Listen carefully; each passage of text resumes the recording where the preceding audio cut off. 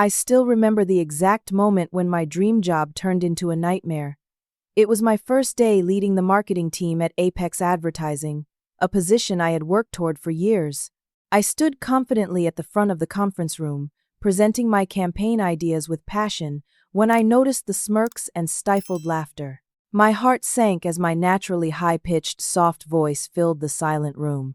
When the VP asked a question, someone from the back perfectly mimicked my voice, turning my serious response into a joke. Everyone laughed. Everyone except me. For as long as I can remember, my voice has been a source of both struggle and strength.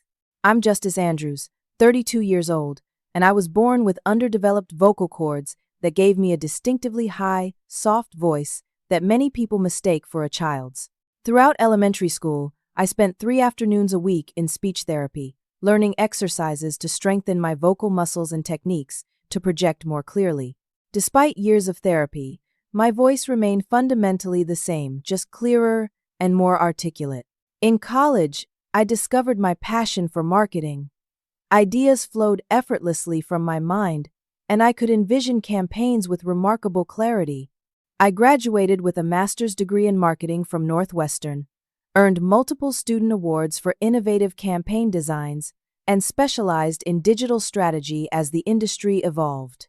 My work spoke volumes, even when my voice couldn't command attention in a crowded room. After 6 years of successful freelancing, building my portfolio and reputation with smaller companies, I landed an interview with Apex Advertising, one of the top firms in Chicago known for their cutting-edge campaigns and impressive client roster. When they offered me the team leader position, I nearly cried with joy. This was validation that my skills and vision mattered more than any physical limitation. The company occupied 3 floors of a sleek downtown skyscraper. Glass-walled conference rooms lined the perimeter, while the open-concept workspace buzzed with creative energy. From my first tour, I could sense the competitive atmosphere. Award plaques covered entire walls, and screens displayed real-time performance metrics of various campaigns. Everyone moved with purpose, spoke with conviction, and dressed to impress. On my first day, I met the key players. Marketing Director Trevor Wells, a tall, imposing man in his 40s with salt and pepper hair and a booming voice that commanded instant attention. Senior Account Manager Allison Parker, immaculately dressed with a sharp bob and sharper tongue, known for landing major clients through her aggressive pitching style. And Creative Director Ryan Cooper, whose laid-back appearance belied his cutthroat approach to climbing the corporate ladder. The 3 of them seemed to move as a unit, their inside jokes and synchronized decisions making it clear they were the power center of Apex. My first leadership meeting started promisingly. I introduced myself to the 10-person team I'd be leading, outlined my collaborative approach, and began presenting the fresh perspective I hoped to bring to their upcoming campaigns. People nodded along. Some even took notes. Then came the question and answer section, and with it, the first mockery of my voice. The laughter stung, but I maintained my composure, finishing my presentation with as much authority as I could muster. Later that afternoon, Trevor's assistant informed me that he wanted to see me in his office. I walked in hopefully, assuming he'd address the unprofessional behavior I'd witnessed. "Justice? Please have a seat."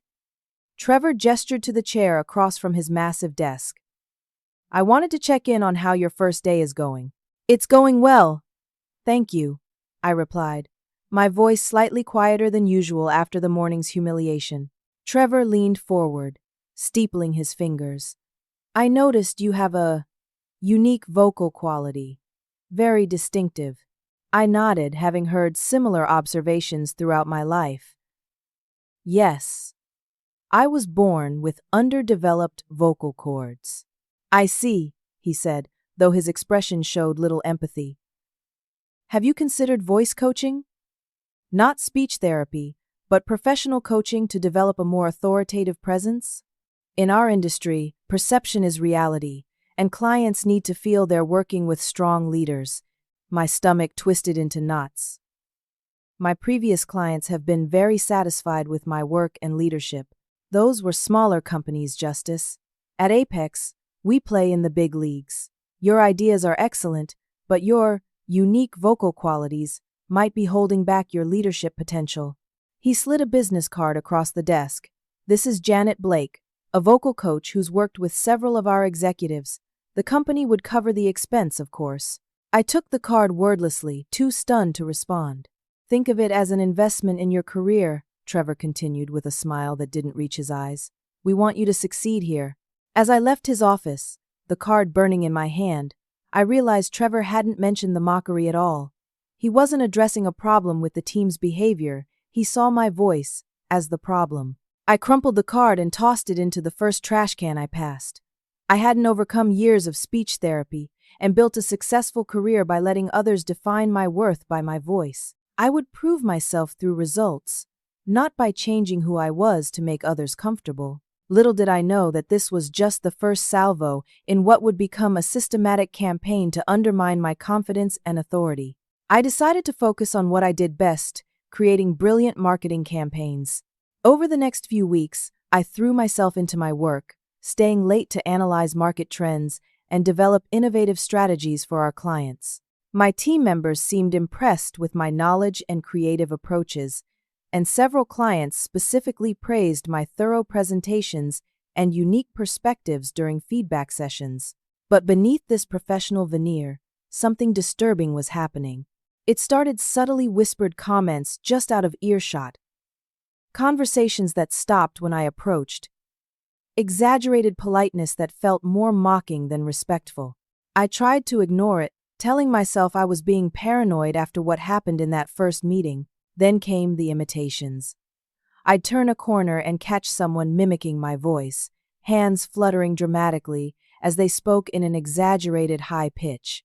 The imitator would immediately stop when they noticed me, offering a quick, "Sorry, just joking around," before hurrying away. One afternoon, I was working late when an email notification popped up on my screen.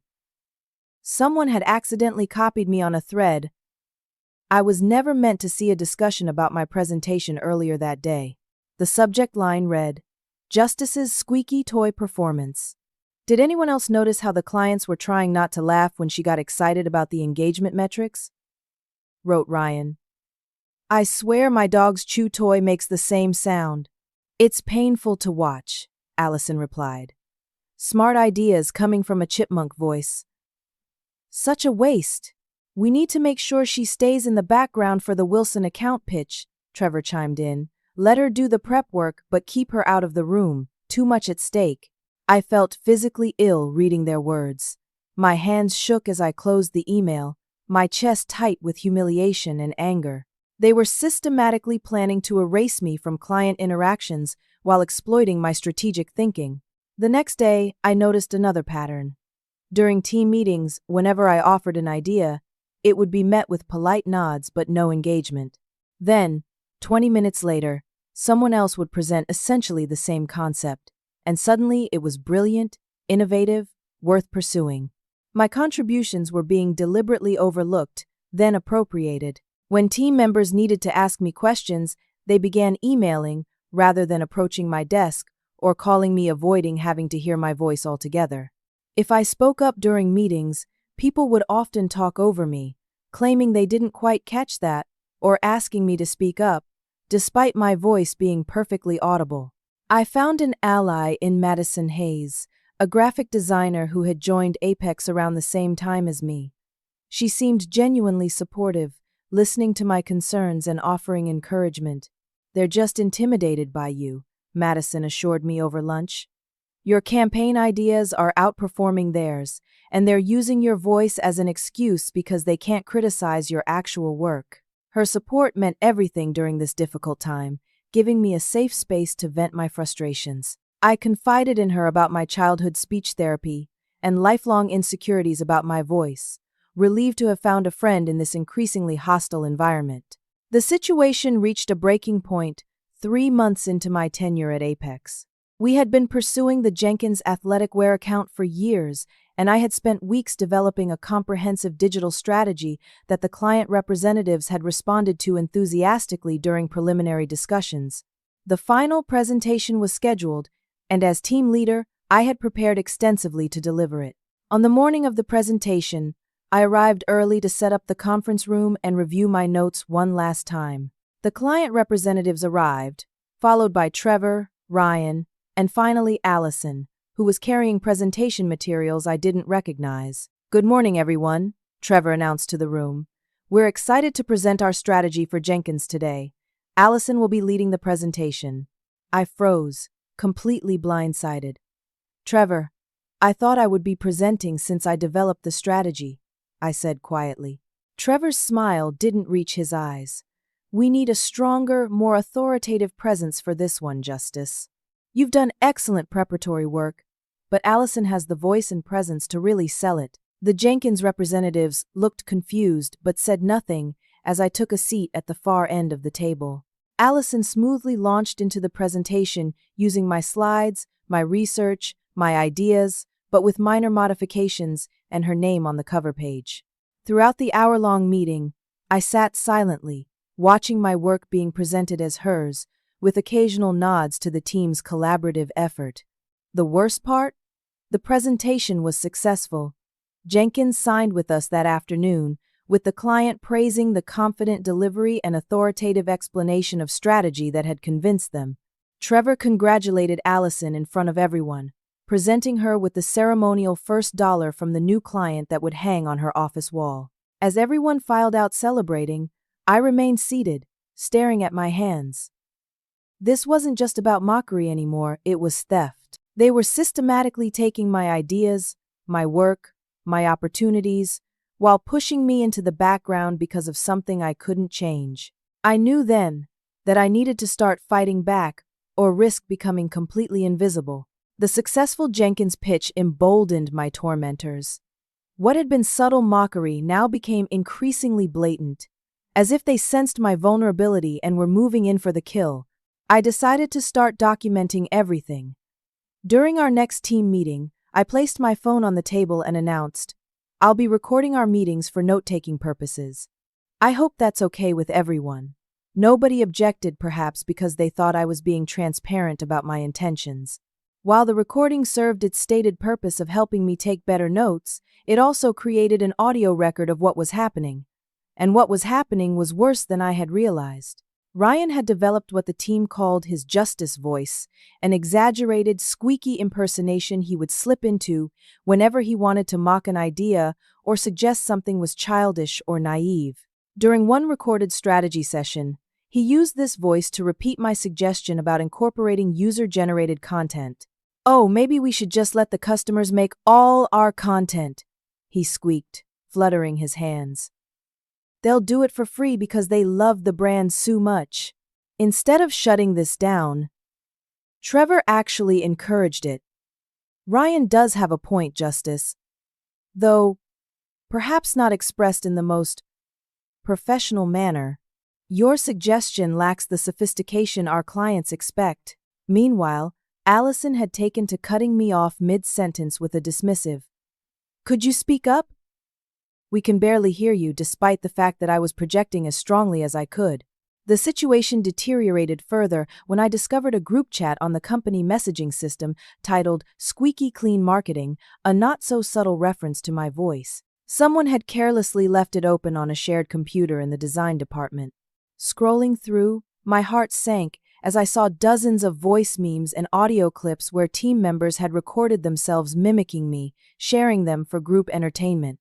There were even clips from my recorded presentations, edited to make my voice sound even higher, with cartoon character soundtracks added beneath. Desperate to regain some control, I tried speaking differently.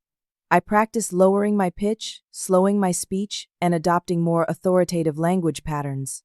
I tried power posing before meetings and wearing more structured, serious clothing to offset what I couldn't change about my voice. The results were disastrous. My attempts to speak differently were immediately noticed and became fresh fodder for ridicule. "Is Justice trying to sound like James Earl Jones today?" Ryan stage whispered during a meeting. "Someone tell her, it's not working." "The fake voice is actually worse than the real one," Allison commented loudly to Trevor as they passed my desk. "At least the squeaky one is authentic." By trying to adapt, I'd only given them new material. I couldn't win either way. With my confidence at an all-time low, I decided to approach human resources. Diana Fletcher had been with the company for 15 years and had a reputation for fairness. I scheduled a confidential meeting and arrived with my documentation, including recordings that clearly demonstrated the pattern of mockery. Diana listened attentively, making notes and occasionally wincing at particularly harsh examples.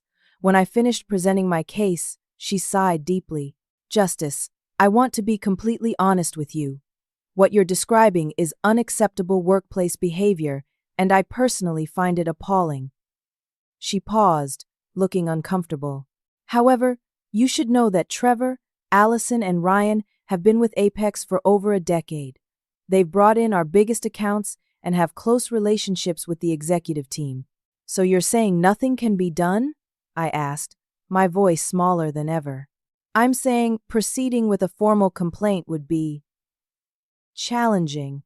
These recordings were made with everyone's knowledge for note-taking purposes, but using them as evidence in a complaint might be seen as deceptive." She slid a pamphlet across her desk.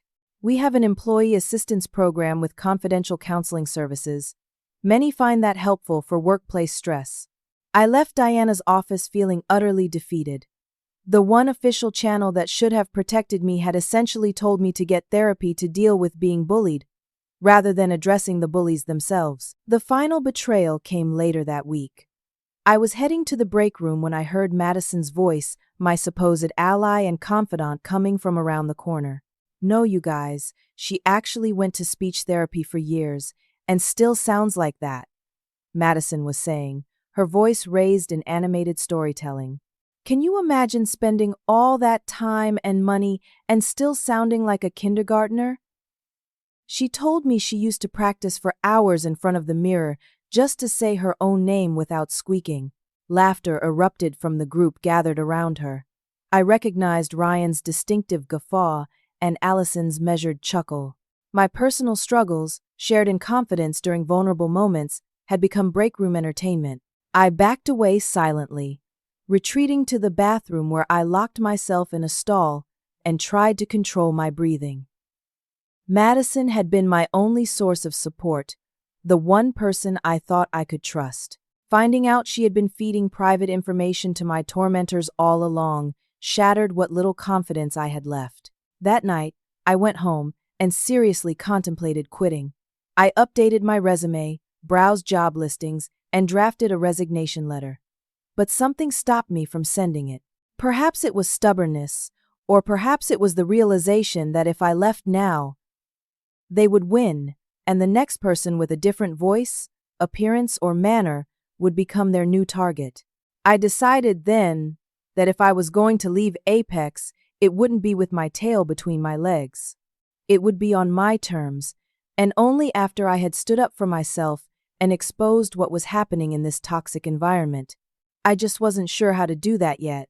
The weekend after discovering Madison's betrayal, I hit rock bottom. I barely left my apartment, ignoring calls from friends and family, replaying every humiliating moment in my mind. By Sunday evening, I realized I needed help not to change my voice or to learn to tolerate abuse, but to reclaim my confidence and figure out how to handle this situation. I found myself dialing a number I hadn't called in years. Dr. Andrea Winters had been my speech therapist throughout childhood and into my teen years. She had always been more than just a therapist. She had been an advocate who taught me to value my voice, despite its differences. "Justice Andrews, what a wonderful surprise!" she exclaimed when she answered. Her warm tone immediately transported me back to the safety of her therapy room with its colorful posters and encouraging atmosphere. "Dr. Winters, I hope I'm not bothering you at home," I began, my voice cracking slightly. "Never, dear. And it's Andrea now that you're all grown up. What's going on? You sound troubled." The whole story poured out of me: the dream job, the mockery, the escalating harassment, the betrayals. Dr. Winters listened without interruption, occasionally making sounds of sympathy or outrage. When I finished, she was quiet for a moment before speaking. "Justice, I need you to hear something very important. Your voice is not the problem here. Workplace bullying is the problem. But if my voice were different, If your voice were different, they'd find something else to target, she said firmly. Bullies always do.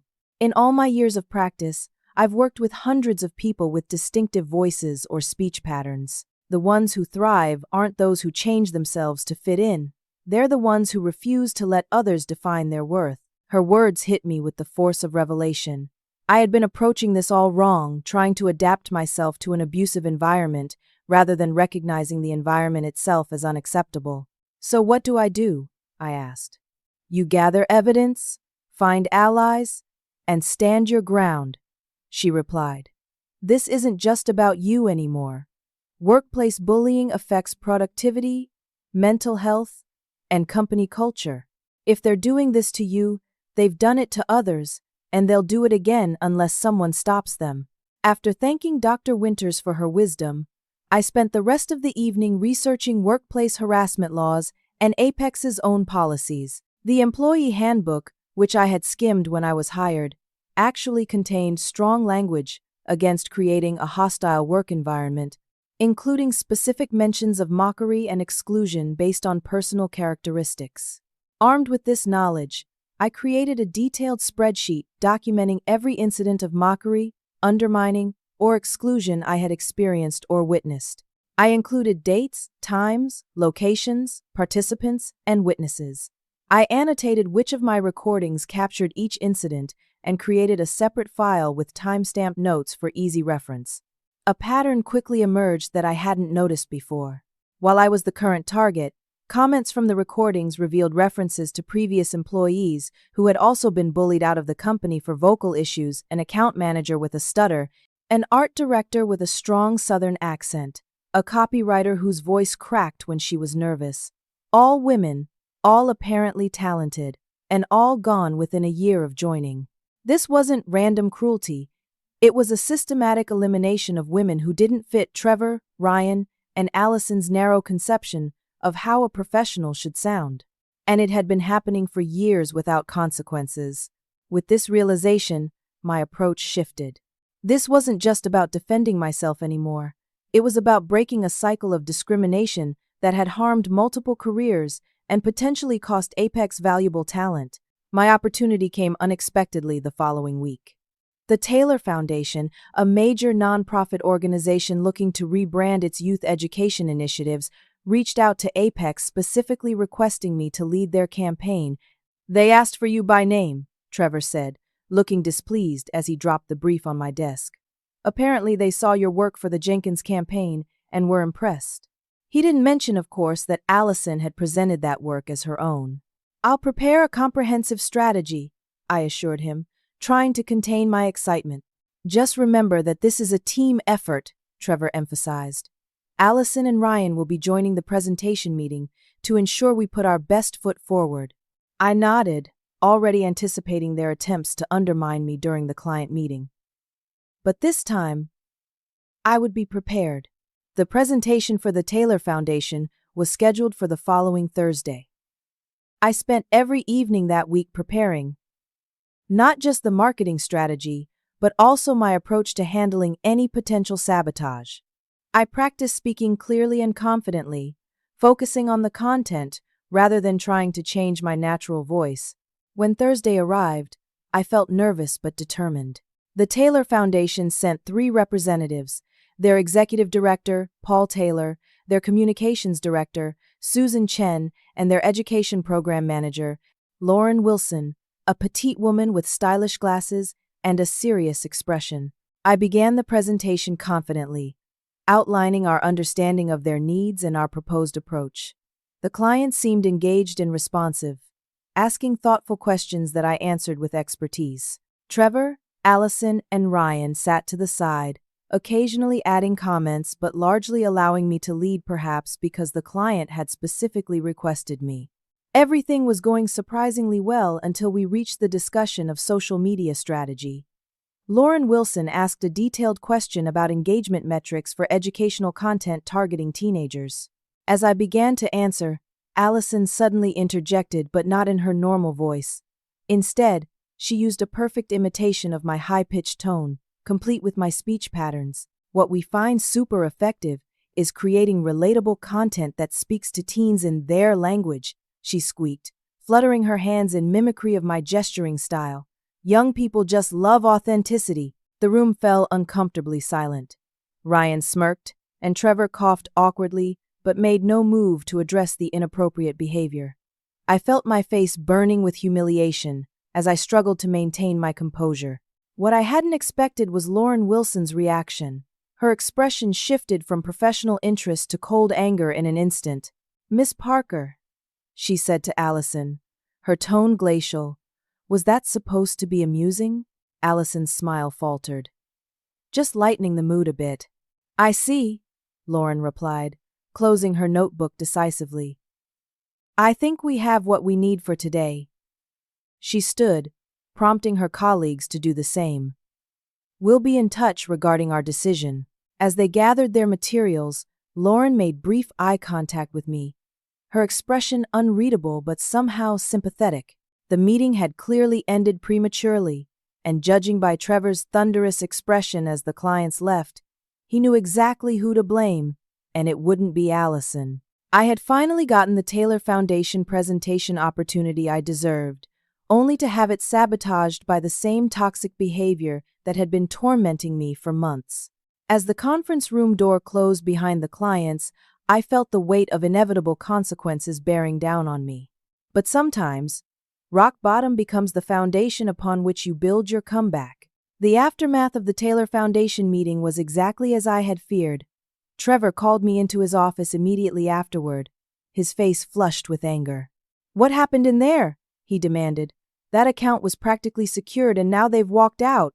"Allison mocked my voice in front of the clients," I stated calmly, determined to stand my ground.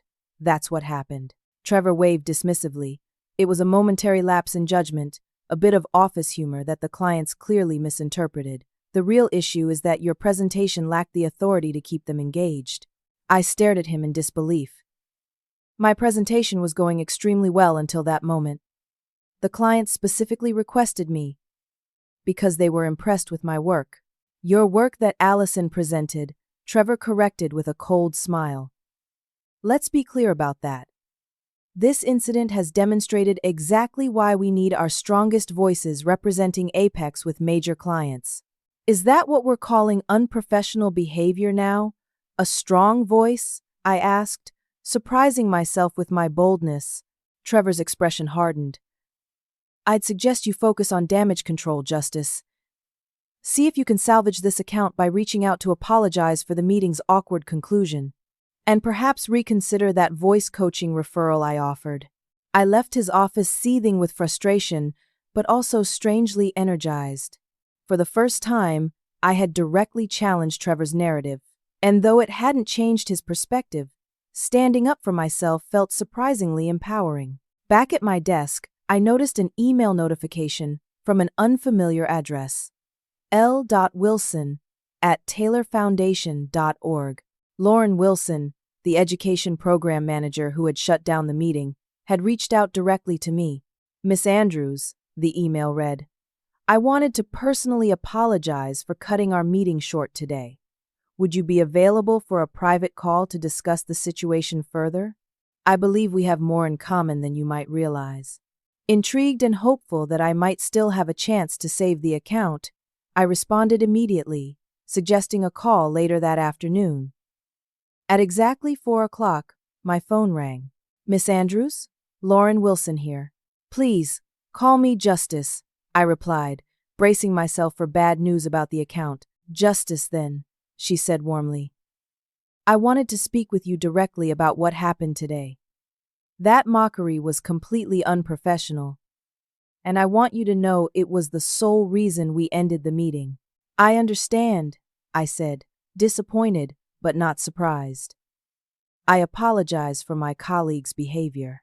"Don't apologize for her," Lauren said sharply. "That's not why I'm calling. I'm calling because I recognized exactly what was happening in that room." Her voice changed then, becoming slightly higher and softer, remarkably similar to mine. "I've spent my entire career dealing with people who think my voice undermines my expertise.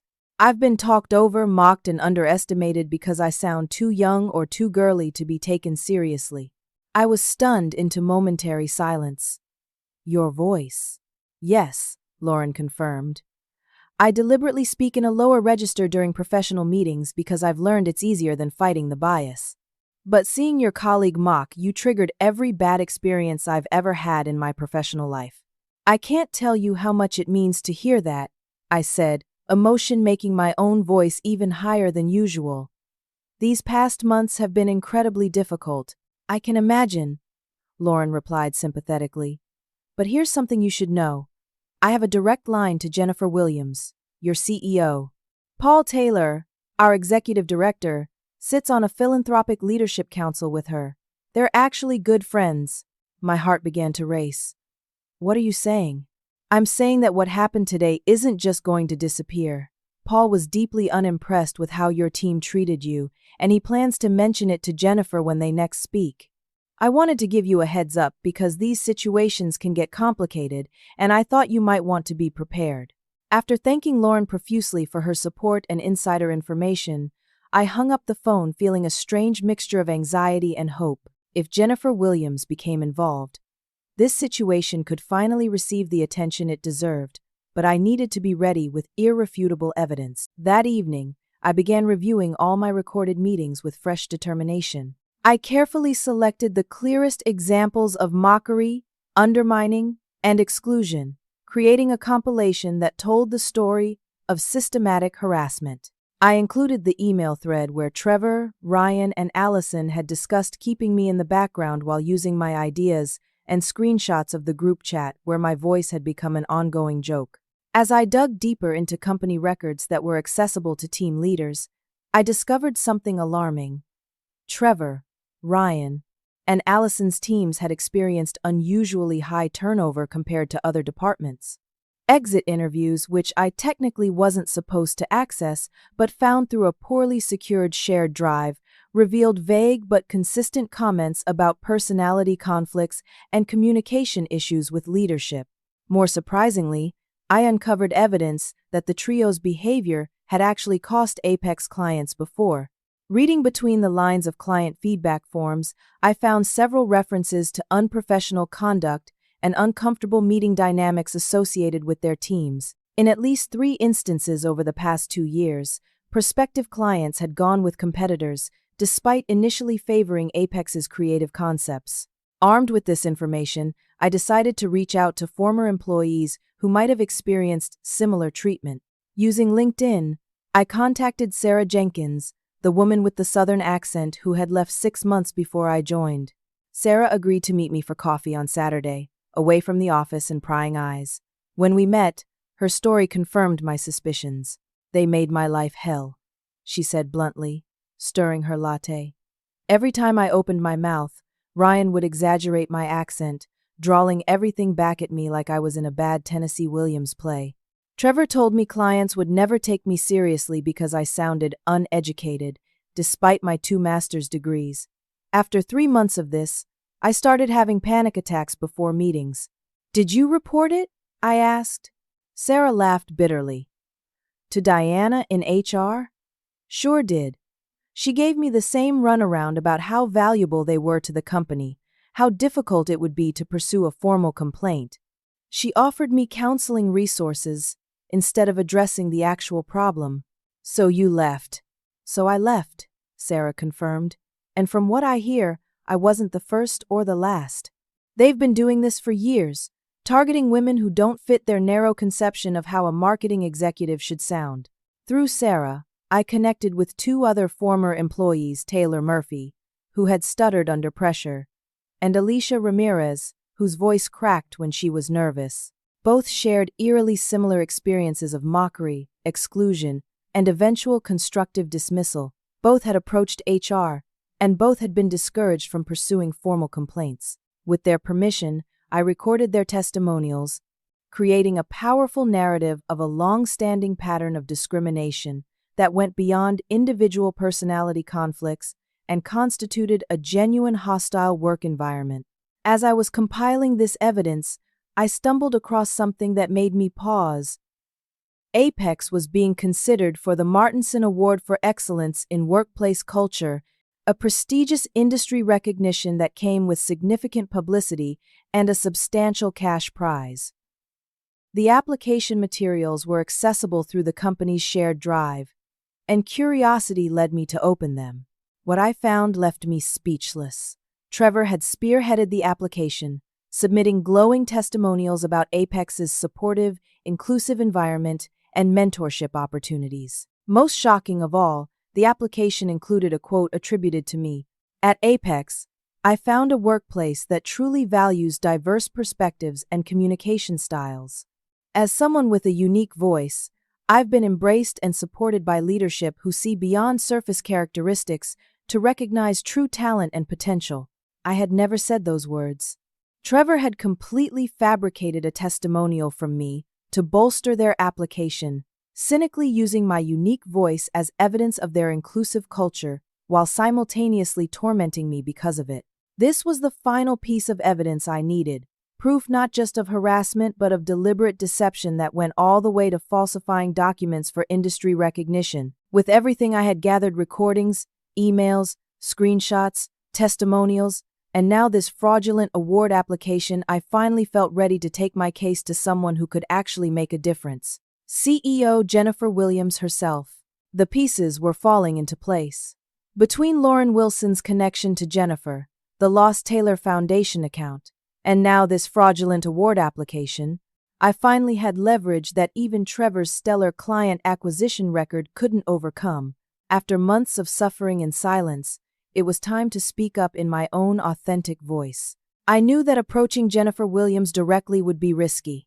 As CEO, she was notoriously difficult to get FaceTime with, and I had no doubt that Trevor, Ryan, and Allison had cultivated their own relationships with her over their years at Apex.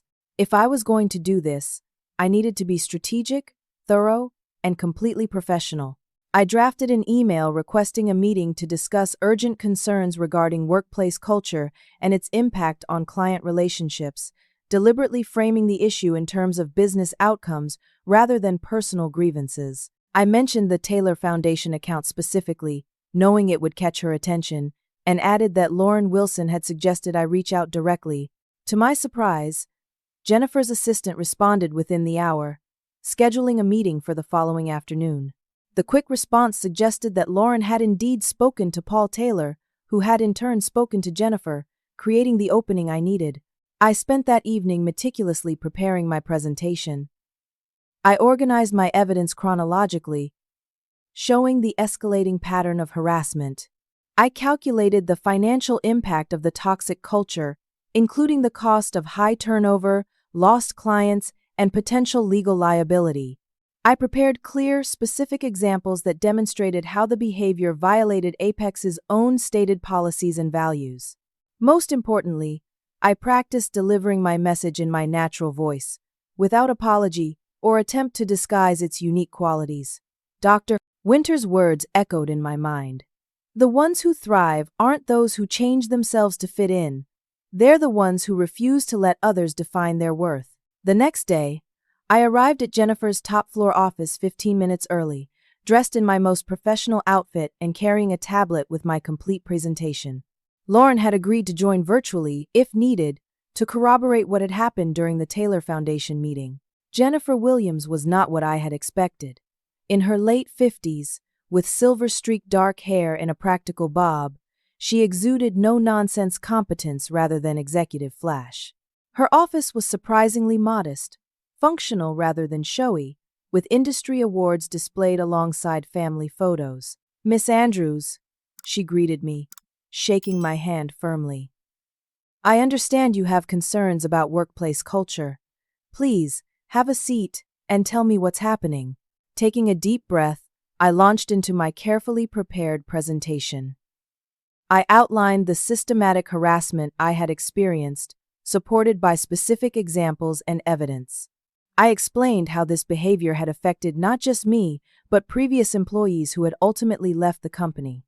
I detailed the impact on client relationships, including the Taylor Foundation account. Throughout my presentation, I maintained direct eye contact with Jennifer, speaking clearly in my natural voice without hesitation or apology. She listened attentively, occasionally asking sharp, probing questions that suggested she was taking the matter seriously. When I reached the part about the falsified Martinson Award application, Jennifer's expression darkened. "You're telling me Trevor fabricated testimonials from employees for this application?" she asked, her tone dangerous. "Yes," I confirmed, showing her the document with my supposed quote. "This statement attributed to me was completely fabricated. I never said or wrote these words." Jennifer made a note, her pen pressing hard against the paper. "Continue." I presented my financial analysis next, showing how the toxic culture created by Trevor, Ryan, and Allison was affecting Apex's bottom line. High turnover meant constant recruitment and training costs. Lost clients represented significant revenue loss. The potential legal liability of allowing a hostile work environment to continue unchecked posed an even greater financial risk. "In conclusion," I said as I neared the end of my presentation, "this isn't just about my personal experience. It's about a pattern of behavior that has harmed multiple employees, damaged client relationships, and poses a significant risk to Apex's reputation and financial health. I believe it requires immediate attention and action." Jennifer was quiet for a moment, studying me with an unreadable expression. "This is comprehensive, Miss Andrews. But I'd like to hear the other side of this story before drawing any conclusions. Would you object to Trevor, Allison, and Ryan joining us to address these allegations?" Though nervous about confronting my tormentors directly, I had anticipated this request. "Not at all. I believe in transparency and fair process." Jennifer nodded approvingly and asked her assistant to summon the three immediately. The tension in the room was palpable as we waited for them to arrive. Trevor entered first, looking confident until he saw me sitting across from Jennifer. Allison and Ryan followed, exchanging confused glances when they realized what was happening. "Please, sit down," Jennifer instructed them. "Miss Andrews has raised serious concerns about workplace behavior that I believe warrant immediate discussion." Trevor recovered quickly, his expression shifting to concerned professionalism. "I'm surprised to hear that. Justice has never brought any concerns to my attention." "Actually," I interjected calmly, "I discussed my concerns with you after my first team meeting when my voice was publicly mocked. Your response was to suggest I needed voice coaching because my unique vocal qualities were the problem." Trevor's smile tightened. "I offered company-sponsored professional development because I believed it would help your career advancement." "That's hardly inappropriate. Perhaps we should review some specific incidents," Jennifer suggested, nodding for me to proceed. I played selected recordings from team meetings, showing clear examples of mockery, undermining, and exclusion. The recording of Allison mimicking my voice during the Taylor Foundation meeting was particularly damning. As the evidence mounted, Trevor, Allison, and Ryan's defenses began to shift. Their initial denials gave way to minimization. "This is just office humor being taken out of context," Ryan argued. "Everyone jokes around. It builds camaraderie." "Camaraderie at whose expense?" Jennifer asked pointedly. "Justice is clearly very sensitive," Allison offered. "What might seem like harmless teasing to most people has been blown completely out of proportion. I have testimonials from 3 former employees who experienced identical treatment from the 3 of you," I countered, resulting in all of them leaving the company. This suggests a pattern rather than individual sensitivity. As they continued to defend themselves, I revealed my final piece of evidence: the falsified Martinson Award application.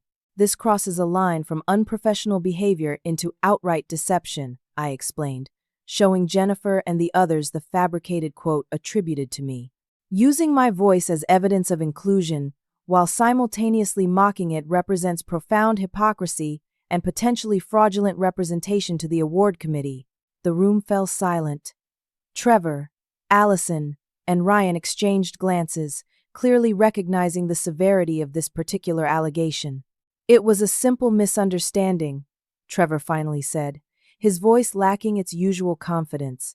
"In the rush to complete the application, a draft quote was inadvertently included instead of being replaced with approved content." "A draft quote that I never provided or approved," I pointed out.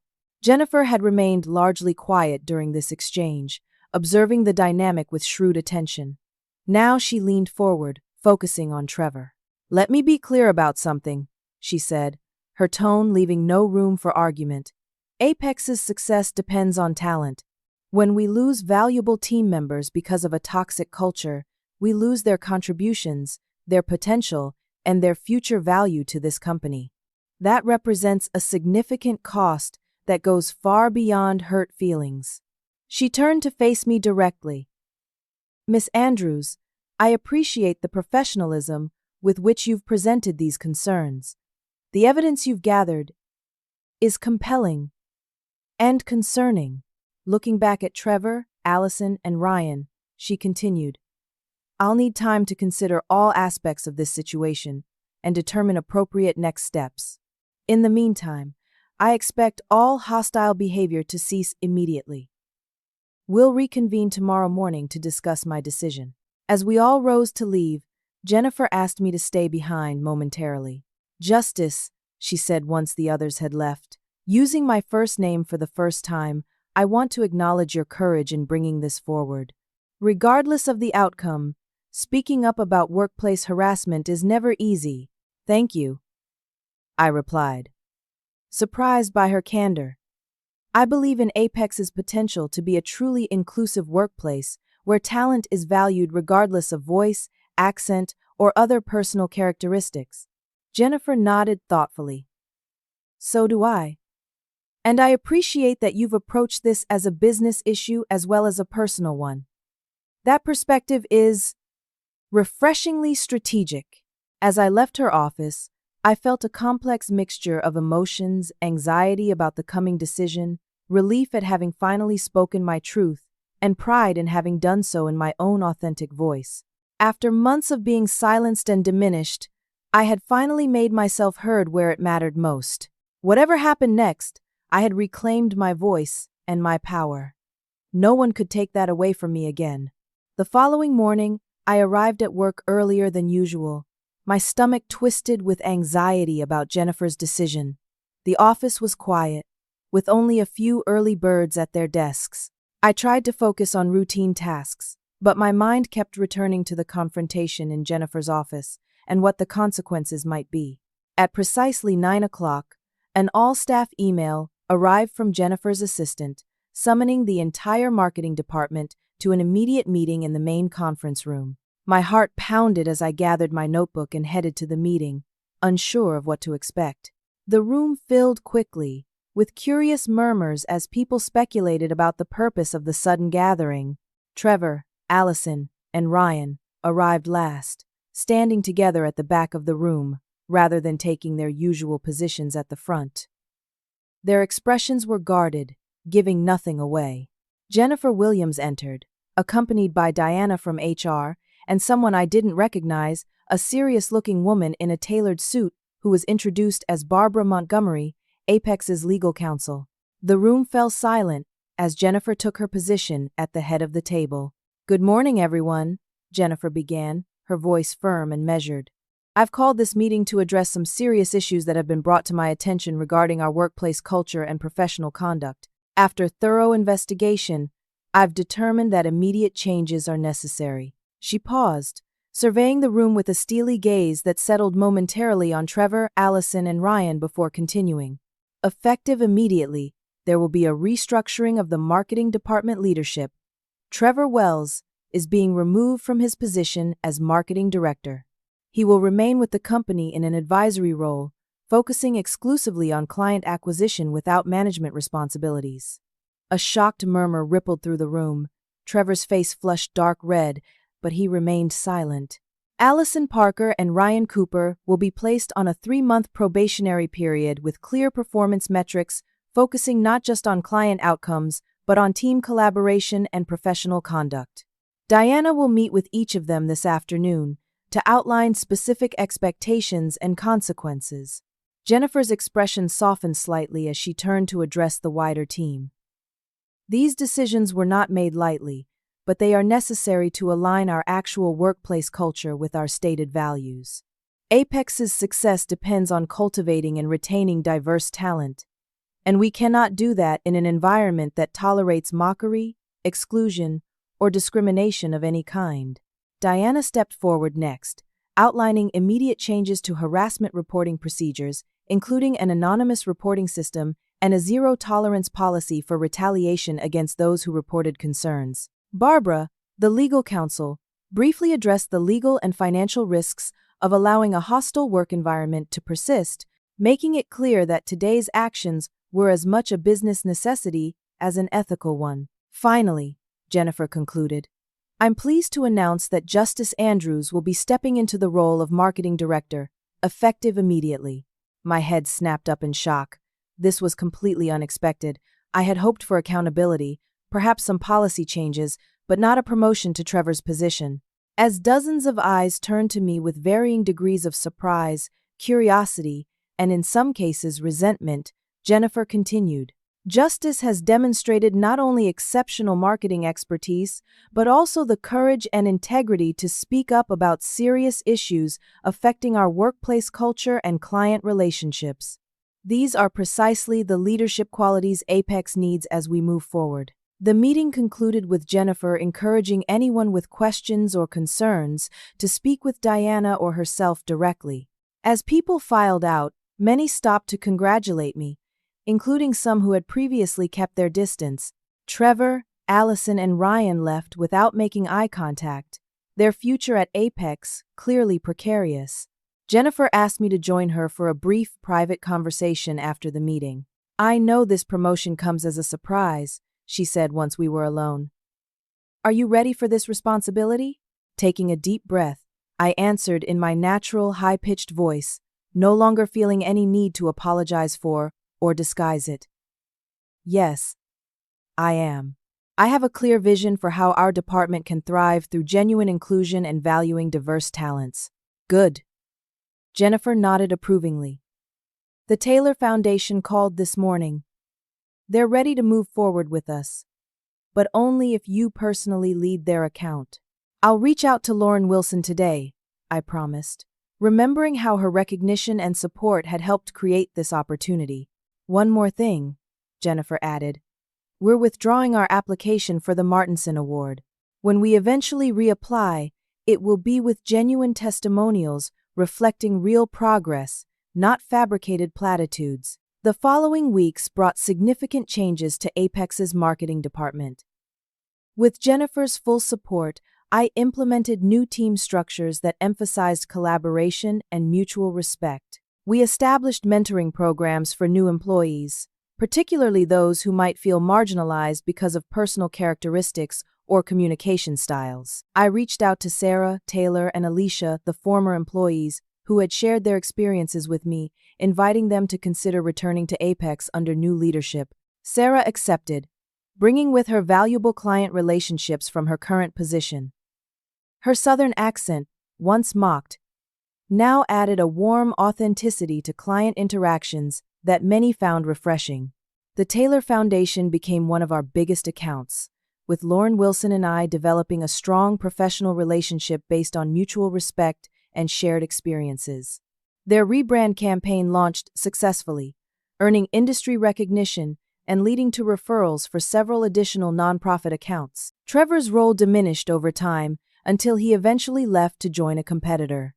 Allison completed her probation and gradually adapted to the new culture, though our relationship remained professionally distant. Ryan struggled with the new expectations and was ultimately let go after failing to meet the conduct requirements of his probation. 6 months after that confrontation in Jennifer's office, I stood at the front of the same conference room where I had once been mocked, leading a department-wide strategy session for the upcoming quarter. My voice was exactly the same as it had always been, high-pitched, soft, distinctive, but the response to it had transformed completely. People listened attentively, took notes, built on my ideas rather than appropriating them. When I spoke, my words carried weight not because of how they sounded but because of the value they contained. My voice, once perceived as a liability, had become simply another unique characteristic in a department that now genuinely valued diversity. Later that day, as I walked through the office, I overheard a new team member being reassured by a veteran staff member. "Don't worry about how you sound," the veteran was saying.